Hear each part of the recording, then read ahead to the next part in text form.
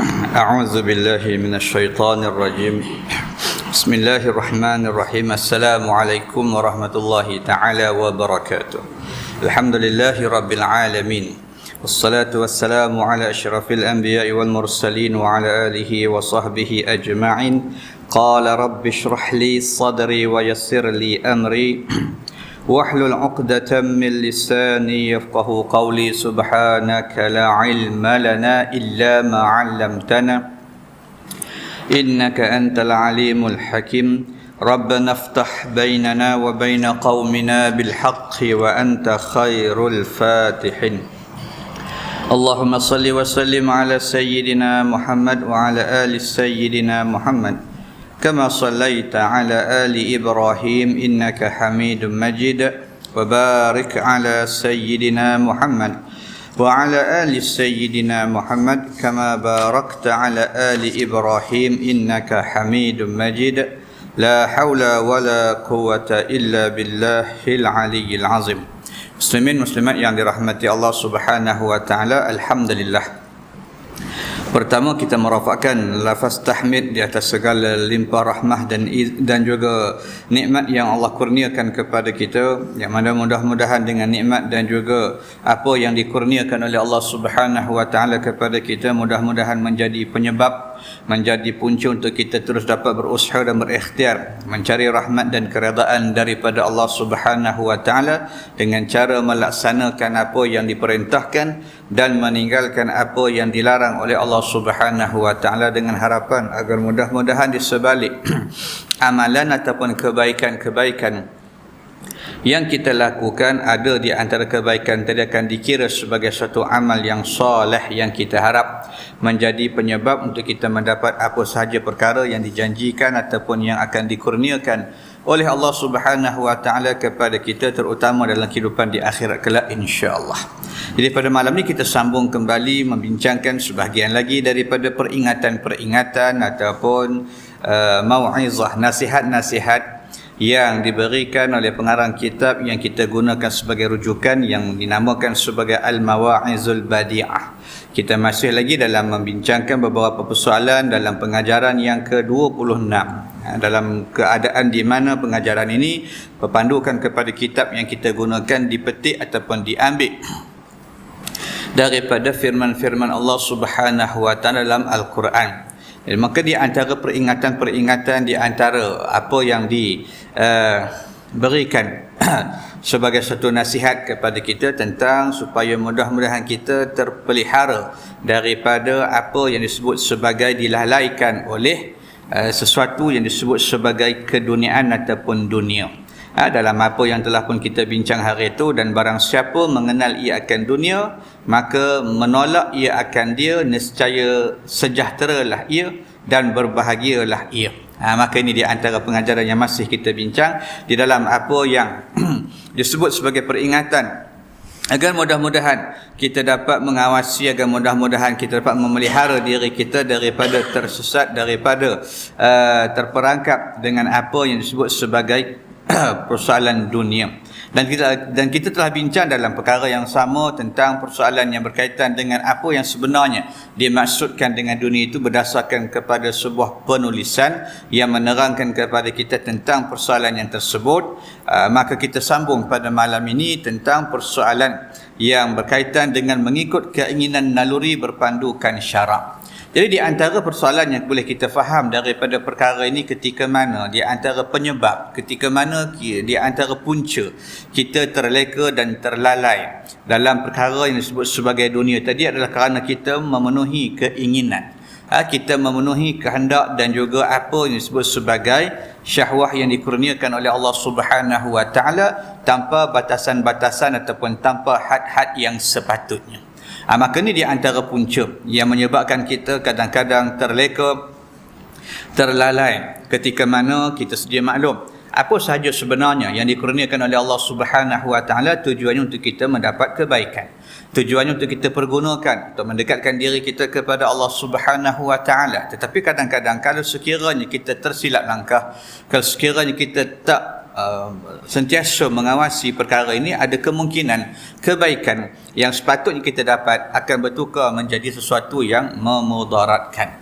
Sebab itulah dalam keadaan ini disebut ketika mana apa yang dikurniakan oleh Allah Subhanahu Wa Taala tadi boleh kita bawa untuk memberikan sesuatu kebaikan dan menjauhkan diri kita daripada melakukan sesuatu yang menyebabkan kita menyesal di akhirat kelak.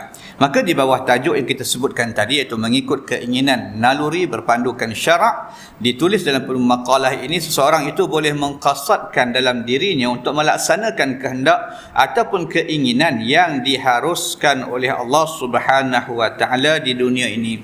Jadi apa pun yang Allah berikan tadi, maka melihat kepada bagaimana cara dan kaedah kita guna.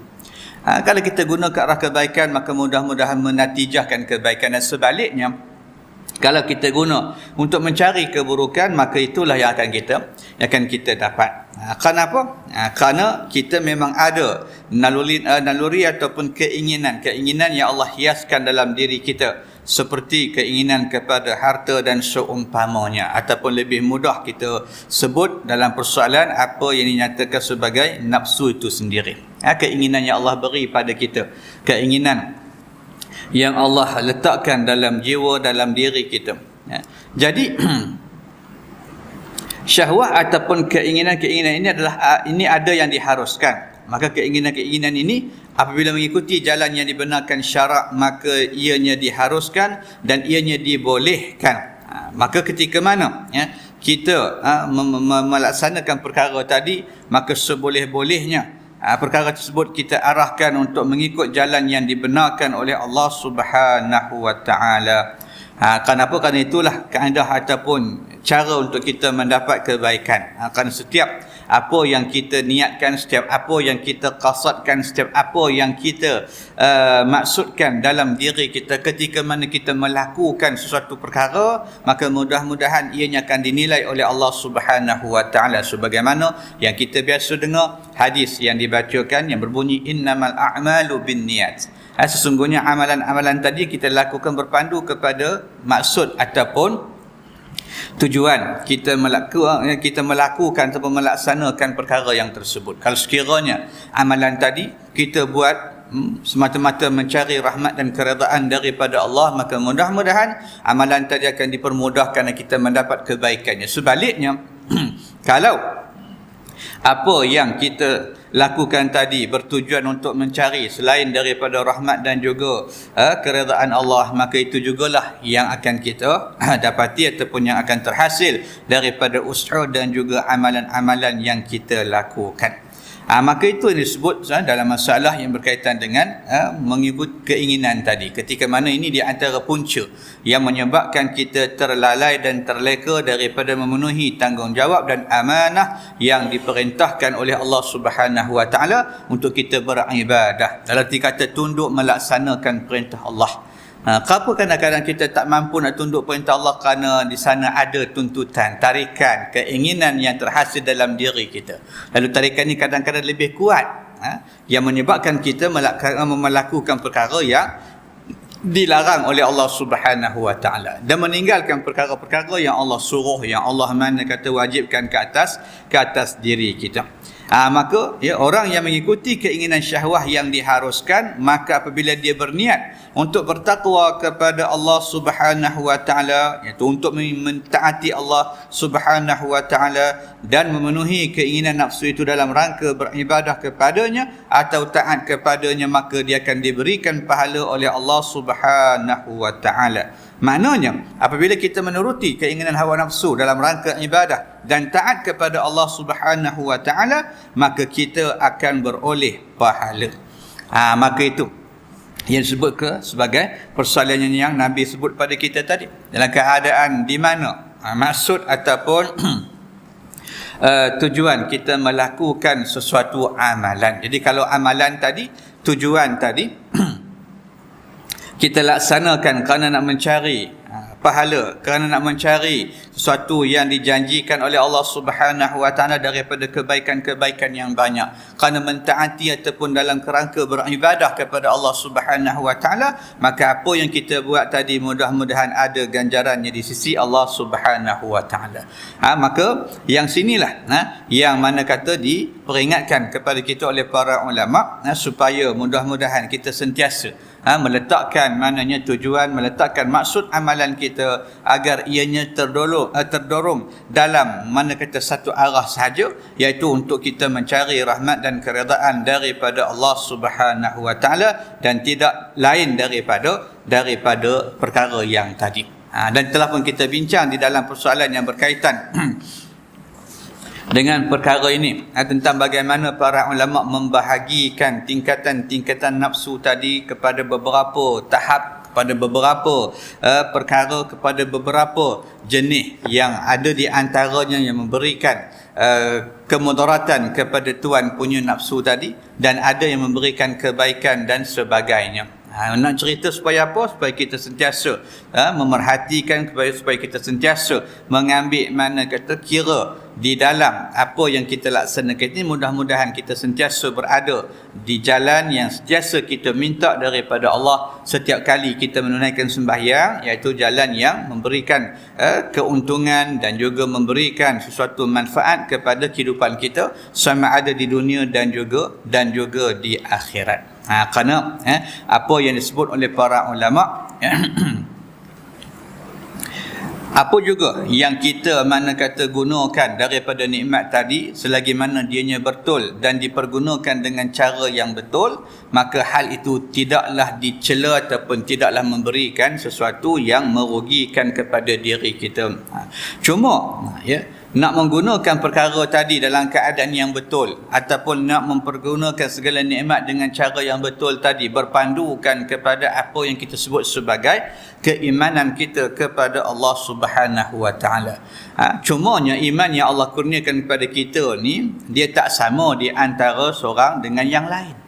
Walaupun semua kita mengaku beriman kepada Allah, tetapi keimanan yang ada dalam diri kita, dalam jiwa kita, di dalam mana kata apa yang kita buat tadi, dia berbeza di antara satu sama lain. Kerana itulah dipesan kepada kita, maka di kalangan orang yang beriman pula sebenarnya bukanlah setaraf, bahkan ada peringkat-peringkat keimanan mereka. Sebab itu daripada masa ke semasa kita dikehendaki mengasuh dan mendidik hati dan jiwa kita, menyemai fikrah yang betul, fikrah yang jelas, tasawur Islamnya, dan seterusnya mengasuh jiwa kita untuk rasa bertanggungjawab dalam melaksanakan tuntutan-tuntutan Allah Subhanahu wa taala, sehinggalah kita sentiasa berasa gemar dengan sesuatu yang diperkenankan oleh Allah dan berasa benci kepada sesuatu yang dibenci oleh Allah Subhanahu wa taala. Dalam arti kata, kita berasa suka dengan apa yang Allah suka dan kita benci kepada apa yang Allah benci. Maka untuk sampai ke peringkat ini bukanlah mudah, bukan boleh sampai serta-merta, tetapi mesti terlebih dahulu melalui proses imaniyah, yakni beriman bersungguh-sungguh kepada Allah Subhanahu wa taala dan kepada persoalan-persoalan yang disebut sebagai rukun-rukun iman. Maka sentiasa dalam keadaan ini kita dipesan untuk memperbaiki keimanan kita kepada Allah Subhanahu wa taala, kerana yang menzahirkan, yang dapat mana kata menjadi panduan kepada kita sama ada perkara tadi yang kita buat itu baik ataupun sebaliknya adalah panduan iman. Kerana tanpa panduan ini, maka kita mungkin tidak memahami ataupun tidak mengetahui apa yang baik, apa yang betul, apa yang diperkenankan oleh Allah ataupun yang sebaliknya. Maka ketika itulah kita disuruh sentiasa untuk mendidik, sentiasa untuk membersihkan jiwa kita, sentiasa untuk memperbaiki iman kita daripada masa ke semasa. Mudah-mudahan kita akan dapat melaksanakan apa yang diperintahkan oleh Allah dan meninggalkan apa yang dilarang oleh Allah Subhanahu wa taala. Sebab apa? Kerana kalau kita tidak melaksanakan perkara tadi ataupun kita tidak mengambil indah, tak mengambil kisah tentang perkara ini, maka persoalan yang disebut sebagai persoalan dunia ini bahayanya cukup besar. Bahayanya bukan setakat maknanya kehidupan di dunia, malahan dia akan menjangkau sampai kepada kehidupan yang seterusnya. Kehidupan yang akan kita mana kata temui dalam keadaan lepas pada ni kita akan berpindah, kita akan berada pula di tempat-tempat ataupun di masa-masa yang tertentu. Maka ketika itulah kita akan mana kata tersedar, ketika itulah kita akan mana kata terjaga daripada apa yang selama ni kita tak yakin ataupun kita anggap perkara itu perkara yang tak benar, perkara yang remeh dan seumpamanya. Sebab itu disebut dalam penulisan yang sama tentang persoalan kenapa ataupun apakah bahayanya persoalan dunia ni dalam kehidupan kita kalau sekiranya kita tidak kawal, kalau sekiranya kita tidak mana kata mengambil kisah tentang kesan dan juga natijah daripada perkara yang tersebut. Maka bahaya jika terlalu cintakan dunia. Sifat terlalu cintakan dunia boleh menjerumuskan seseorang ke dalam neraka.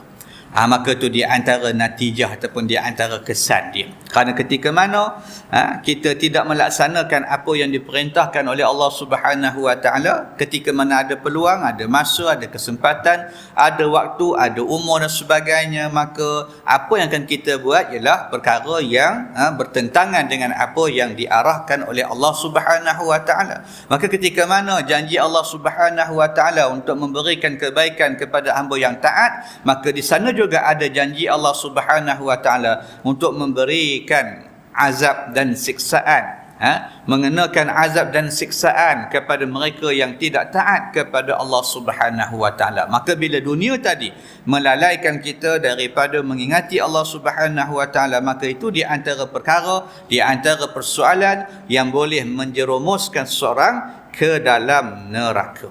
Maka itu di antara bahaya dia, di antara natijah ataupun di antara kesan yang buruk kalau kita tidak kawal, kalau kita tidak mengambil kisah ataupun kalau kita tidak mengambil kira dalam perkara ni, ataupun kita melihat perkara ni perkara yang sifatnya biasa ataupun kecil dan seumpamanya. Maka manusia yang bersifat zahid ataupun zuhud itu ialah manusia yang akan memakmurkan syurga. Maka inilah ganjaran daripada Allah Subhanahu Wa Taala. Maka kalau yang mana kata cintakan dunia tadi akan Allah letakkan dalam neraka, maka golongan yang sebaliknya pula akan diberikan izin oleh Allah Subhanahu Wa Taala untuk duduk dalam syurga Allah Subhanahu Wa Taala. Baik. Maka bagi orang yang mabukkan dunia, bahayanya adalah lebih besar daripada orang yang mabuk disebabkan minum arak. Mabuk ataupun cinta dunia ini akan berlaku dalam keadaan tidak sedar, sedangkan hakikatnya ianya mabuk. Kita mendapati orang yang mabuk akibat minum arak memang nampak mabuk, tetapi orang yang mabukkan dunia ini kita tidak nampak apa yang sebenarnya ada di dalam hatinya. Orang yang mabuk disebabkan minum arak, maka kita nampak dia akan terhoyong-hayang. Tapi orang yang mabukkan ataupun terlalu cintakan dunia, apabila dia masuk ke liang lahat, maka barulah dia sedar bahawa dia telah mabuk atau cintakan dunia. Maka inilah apa yang selalu diperingatkan kepada kita tentang bahayanya terlalu cintakan apa yang disebut sebagai dunia itu. Maka ini dalam persoalan, dalam keadaan perkara ni yang akan mana kata meresap dalam jiwa, dalam hati, dalam diri kita, sesuatu yang kita tak nampak, sesuatu yang kita tak sedar, sesuatu yang kita tak perasan, yang mana kita menganggap perkara ni tak ada apa, kita menganggap perkara ni perkara yang remeh dan seumpamanya. Lalu bila kita sedar, bila kita akan tahu ketika mana waktu kita berada di liang lahat, ketika pada waktu di mana kita tak boleh patah balik ke belakang, di mana pada waktu kita tak boleh lagi membetulkan apa yang sepatutnya kita betulkan, memperbaiki apa yang sepatutnya kita perbaiki, menambah apa yang sepatutnya kita tambah. Waktu itu baru kita perasan, baru kita sedar, baru kita maknanya mengetahui apa yang selama ni kita lakukan sebenarnya tidak membawa apa-apa manfaat, walaupun ketika mana dulu sewaktu kita melakukan perkara itu kita berasa kita mendapat segala-galanya. Dia berasa mana kata mendapat apa yang dia hendak, dia berasa mana kata mendapat apa yang dia inginkan, tetapi dia tidak mana kata mengetahui natijah ataupun kesan daripada perbuatan dia tadi akan menyebabkan dia rugi ketika mana dia berada di alam yang seterusnya. Waktu itulah apa yang disebut oleh para ulama yang kerana apa kita sentiasa diperingatkan, sentiasa mana kata diterangkan, sentiasa maknanya dipesan agar mana kata sentiasa mengambil kira tentang perkara ni, kerana bahayanya tu masalah, bahayanya tadi, satu bahaya yang besar bukan saja kepada kehidupan di dunia, malahan akan membawa sampai kepada kehidupan yang seterusnya. Jadi ketika mana perkara tadi, kalau sekiranya tidak dikawal, kalau sekiranya tidak mana kata kita imbangkan, maka dia akan membawa kepada bahaya. Maka pesan para ulama, mau tidak mau semasa masih ada ini, kita perlu meminimumkan persoalan tadi. Bukan masalah mana kata kena tolak turih tak. Salah kalau kita tidak mempedulikan langsung persoalan yang berkaitan dengan apa yang diberikan oleh Allah Subhanahu Wa Taala sebagai kurniaan nikmat, dengan beralasankan yang ni semua dunia belaka. Bukan itu maksud dia. Boleh pakai tapi kena hati-hati. Boleh guna tapi kena dengan cara dia. Sebabnya kerana kebimbangan. Kerana adatnya bila mana kita terperangkap, maka dalam keadaan susah untuk kita nak melepaskan diri. Sebelum kena perangkap ni tadi kena hati-hatilah. Pasal kalau dah kena tu memang tak ada apa lagi boleh kita buat dah. Orang pasang perangkap, sebelum kena perangkap kita kena hati-hati. Mana lalu kawasan tadi, pasal kalau dah kena perangkap tu memang tak boleh buat apa dah. Memang kita tak boleh nak melepaskan diri. Payah kita nak melepaskan diri kita daripada perangkap itu. Kerana itulah ketika mana besarnya ataupun bahayanya perangkap dunia ni dalam kehidupan kita, dalam diri kita, dalam hubungan kita dengan Allah Subhanahu Wa Taala, maka ulama peringatkan agar jangan terkena. Jangan masuk, kerana bila kita terkena, bila kita masuk, maka ketika itu payah untuk kita keluar daripada perkara yang tersebut. Jadi ketika itu di antara kaedah, di antara cara mengelakkan diri kita daripada masuk kepada perangkap ini ialah dengan cara kita meminimumkan ataupun menyedikitkan, ataupun dalam keadaan maknanya gunakan perkara tadi dalam keadaan yang memberikan manfaat dan faedah kepada kehidupan kita. Lalu kata para ulama, untuk kita meminimumkan kecintaan diri kita kepada dunia ialah apabila dunia itu melalaikan seseorang daripada mengingati Allah Subhanahu Wa Taala. Bila mana berlakunya cinta dunia, maka dia akan melalaikan kita daripada mengingati Allah Subhanahu Wa Taala. Dan sesiapa yang dilalaikan oleh harta bendanya, maka dia termasuk di dalam golongan mereka yang rugi. Maka apabila hati sudah terlalai, maka syaitanlah yang akan mengambil tempat untuk mengarahkan hati itu mengikut apa yang disukakannya. Maka itu apa yang disebut sebagai persoalan, mana kata kaedah kita nak mengurangkan, kaedah untuk kita nak mengelak diri kita agar tidak terleka dan terlalai. Kerana ketika mana kita terleka, maka masuk perangkap tadi, maka di situ pula akan datang satu lagi makhluk yang akan mengarahkan hati kita untuk lebih sesat ataupun untuk lebih jauh daripada Allah Subhanahu Wa Taala. Bukan saja masuk perangkap dunia, tapi ketika mana masuk perangkap dunia tadi, maka ketika itu syaitan pula akan mengambil alih hati yang lalai tadi, menyusun atur, mengarahkan, maknanya mengajak hati yang lalai, yang terleka dengan dunia tadi untuk mengikuti apa saja kehendak dia. Dan itu jugalah perkara yang dia minta daripada Allah Subhanahu Wa Taala, dan Allah izinkan kepada dia untuk melakukan perkara tersebut. Perkara apa? Menyesatkan seberapa ramai manusia yang dia boleh, untuk sama-sama berada dengan dia dalam neraka. Dan Allah beri keizinan untuk dia melakukan perkara tadi, melainkan hamba-hamba Allah yang diberikan perlindungan dan pemeliharaan oleh Allah Subhanahu Wa Taala. Ketika itu kata Allah, kamu takkan dapat mengganggu dan juga takkan dapat mana kata menipu daya golongan yang macam ini. Maka ketika itu di antara persoalan yang disebut oleh para ulama, kalau boleh kena didik hati kita, kurangkan. Bukan mana kita tinggal langsung dah, kurangkan aja ataupun pergunakan dalam keadaan untuk kita mencari kebaikan. Apa yang menjadi kebaikan, tak apa, fadal buat. Tapi apa yang kalau sekiranya kita ikut tadi memberikan kerugian, maka kalau boleh tinggalkan. Baik. Kemudian di antara lain lagi kata para ulama, di antara cara-cara untuk kita supaya tidak terleka dengan dunia ni, maka apa yang kita sebut sebagai dunia tadi hanyalah berbentuk barang pinjaman. Ibn Mas'ud radhiyallahu an pernah berkata, seseorang itu hidupnya di dunia sebagai seorang tetamu. Harta bendanya adalah merupakan pinjaman. Maka tetamu itu akan pergi dan barang pinjamannya akan dipulangkan semula.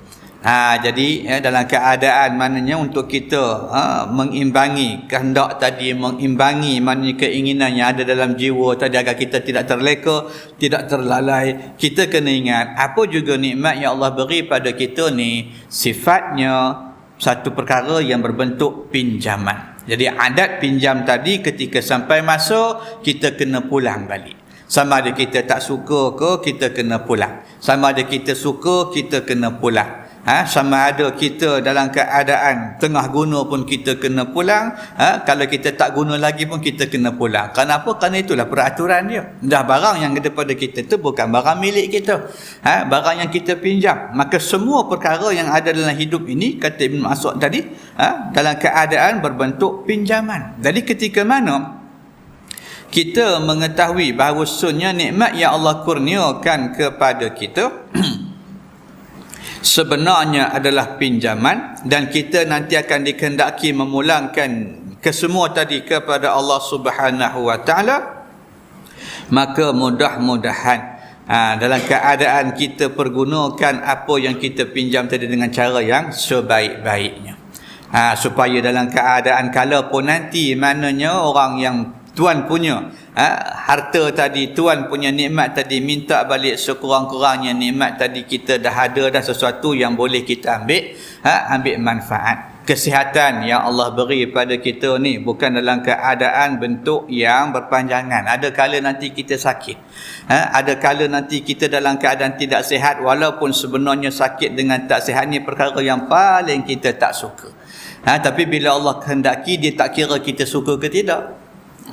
Bila Allah hendak, dia tak kira kata kita ni setuju ke tidak, kerana kekuasaan dan juga kesemua perkara yang ada ini tertakluk kepada apa yang ada dalam kekuasaan Allah Subhanahu wa taala. Jadi ketika mana Allah beri kita kesihatan, maka pergunakan dengan sebaik mungkin. Mudah-mudahan kesihatan tadi memberikan sesuatu kebaikan sebelum tibanya nanti apa yang disebut sebagai kesakitan ataupun halangan-halangan dan seumpamanya. Tapi kalau kita terleka dengan dunia tadilah, terleka dengan nikmat hingga lupa kepada orang yang memberi, lupa kata nikmat sihat ni satu bentuk dalam ada satu nikmat dalam bentuk pinjaman. Jadi kita tak pernah guna untuk taat pada Allah, tak pernah guna untuk melakukan kebaikan, tak pernah guna untuk mencari sesuatu yang memberikan keuntungan kepada diri kita. Tiba-tiba Allah minta balik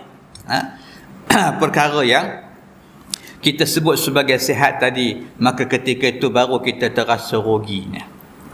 Masa sakit tu dalam keadaan nak buat sesuatu pun dah tak boleh. Bukan kata nak buat benda yang kita tak berapa suka, nak buat benda yang kita suka pun kadang-kadang tak boleh dah. Kita sakit, kita demam, kadang-kadang benda kita suka pun makan tak. Makan pun tak selera. Benda-benda yang kita biasa buat pun tak dapat kita buat. Itu benda yang kita suka buat, apa lagi benda yang kita tak berapa suka nak buat. Lagi kita tak dapat nak buat. Pasal apa? Pasal ada halangan tadi. Tapi kalau kita melihat kata perkara ni perkara yang berbentuk pinjaman, selagi mana Allah beri pinjam, manfaatkan dengan sebaik mungkin, kerana perkara yang ada ini perkara yang sifatnya tak tahu sampai bila. Kita tak tahu sampai bila Allah beri pinjam kita sihat. Kita tak tahu sampai bila Allah beri pinjam kepada kita kekayaan tadi. Kita tak tahu sampai bila Allah beri pinjam kita kekuasaan dan seumpamanya. Yang kita tak tahu juga sampai bila Allah beri pinjam nyawa pada kita. Dalam keadaan mana kata yang ada ini, kalau sekiranya kita mengambil manfaat ataupun kita melihat kata perkara tadi sebagai perkara yang bersifat sebegitu, maka mudah-mudahan hati kita akan terdorong untuk melaksanakan apa saja perkara ataupun persoalan yang bersifat kebaikan yang boleh kita buat. Kerana ketika mana Allah tarik balik, ketika mana Allah ambil balik, waktu tu tak ada siapa pun yang boleh menghalang kita.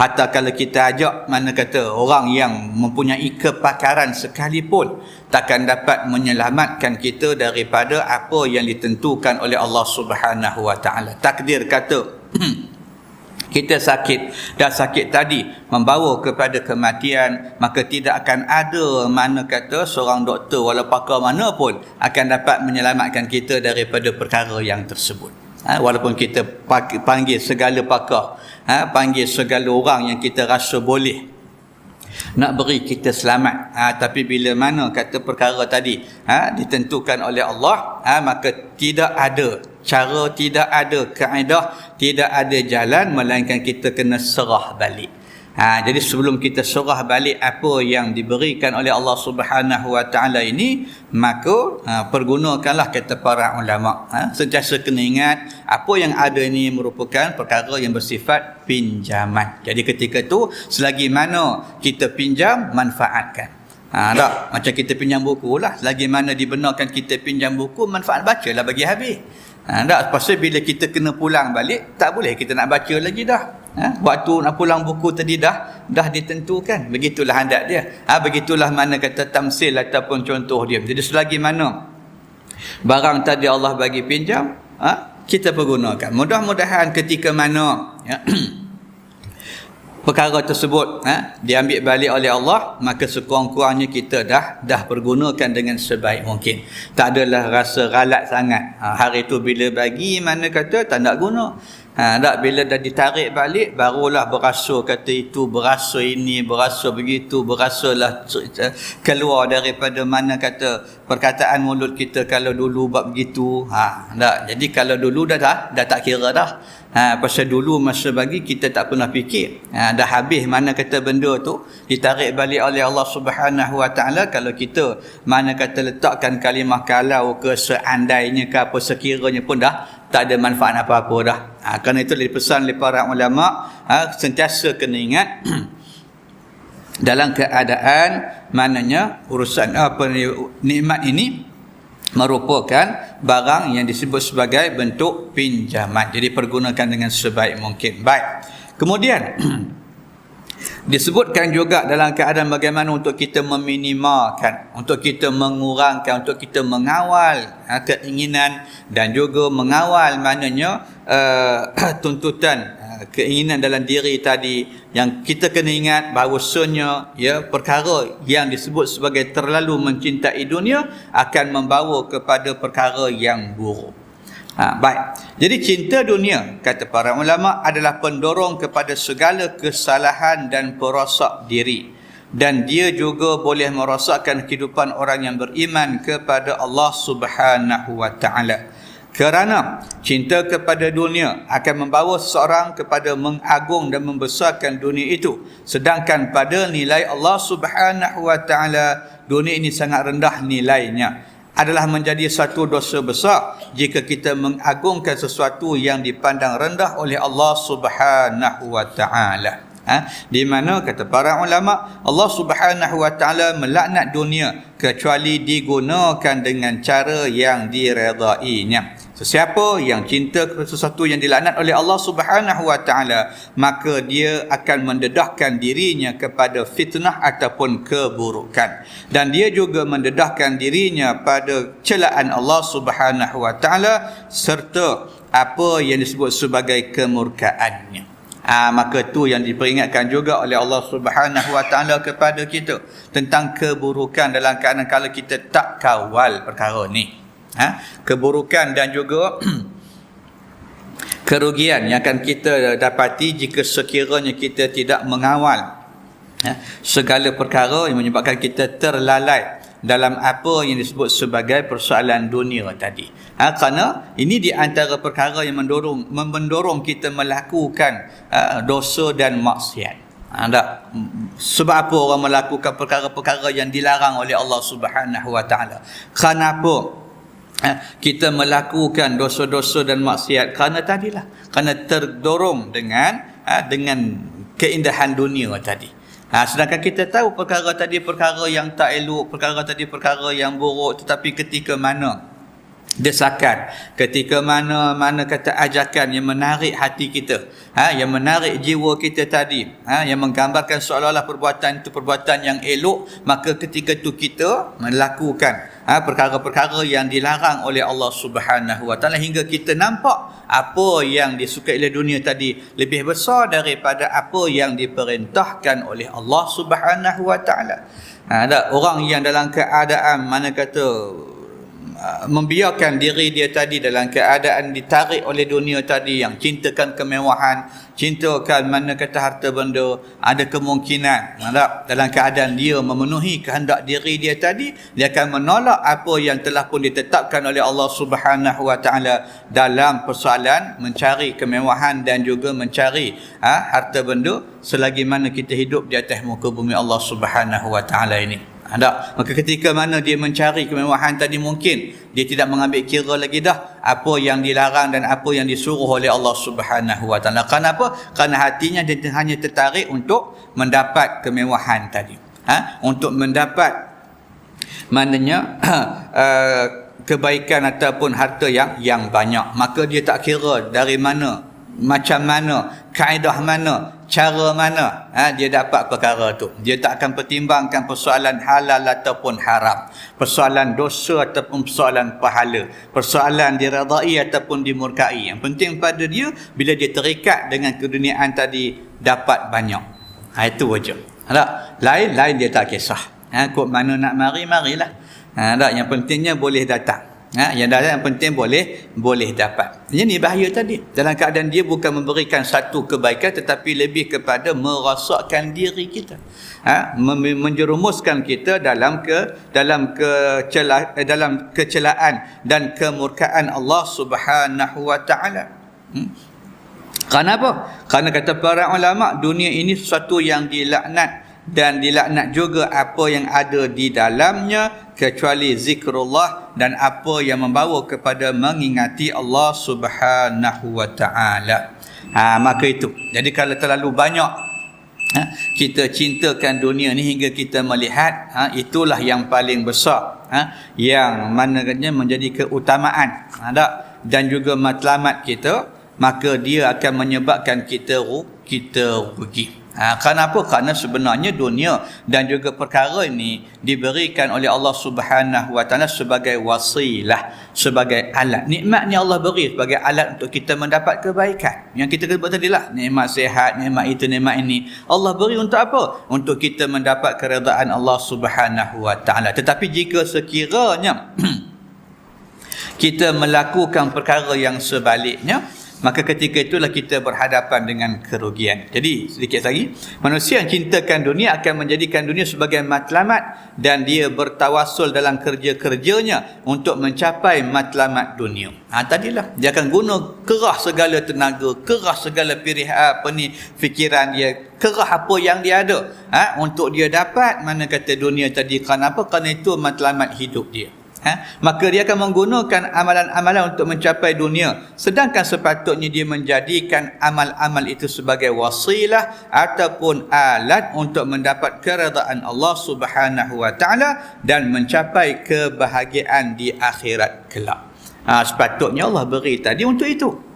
Tapi bila dia melihat satu sudut yang lain, maka dia akan pergunakan segala apa yang ada tadi untuk mencapai keinginan dia, mencapai maksud dan tujuan kehendak nafsu dia tadi, lalu menyebabkan dia mendapat kecelaan dan kemurkaan Allah Subhanahu Wa Taala di akhirat. Maka itu yang disebut oleh para ulama mengingatkan kita tentang persoalan tercelanya dunia ni kalau sekiranya kita tidak jaga. Jadi insya-Allah kita akan sambung nanti tentang persoalan yang dikaitkan oleh para ulama tentang perkara dua benda yang tercela yang dikaitkan dengan dunia.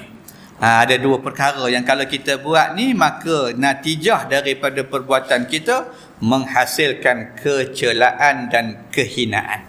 Tapi dia tidak akan menghasilkan kemuliaan dan juga kehormatan serta kemanfaatan kepada diri kita. Jadi kena jaga dua benda ni, agar mudah-mudahan dalam keadaan kita berurusan, dalam keadaan kita melaksanakan kehidupan, dua perkara ni tidak menjadi perkara yang utama dalam kehidupan kita insya-Allah, agar mudah-mudahan kita beroleh rahmat, keredaan dan keampunan daripada Allah Subhanahu wa taala. Jadi insya-Allah kita tangguh dulu dengan tasbih kafarah dan suratul asr. Subhanakallahumma wa bihamdika asyhadu an la ilaha illa anta astaghfiruka wa atubu ilaik. Bismillahirrahmanirrahim. Wal asri innal insana lafi khusr illa alladhina amanu wa amilus solihat wa tawasaw bil haqqi wa tawasaw bis sabr. A'udzu billahi minasy syaithanir rajim. Bismillahirrahmanirrahim. Alhamdulillahi rabbil alamin hamdan hamidin hamdan syakirin hamdan yuwafi ni'amahu wa yukafi'u mazidah. Ya rabbana lakal hamdu kama yanbaghi li jalali wajhika wa 'azimi sultanik. Allahumma salli wa sallim ala Muhammad wa ala ali Muhammad. Allahumma ij'alna minal ladzina yastami'una al-qawl fayattabi'una ahsana. Allahumma a'inna ala zikrika wa syukrika wa husni ibadatik. Allahumma ij'al jam'ana hadza jam'an marhuma wa tafarruqana tafarruqan ma'suma. ولا تجعل اللهم فينا ولا منا ولا بيننا شقيا ولا محروما. صل اللهم على سيدنا محمد وعلى أزواجه وذريته أجمعين. سبحان ربك رب العزة عما يصفون والسلام على المرسلين والحمد لله رب العالمين. السلام عليكم ورحمة الله تعالى وبركاته.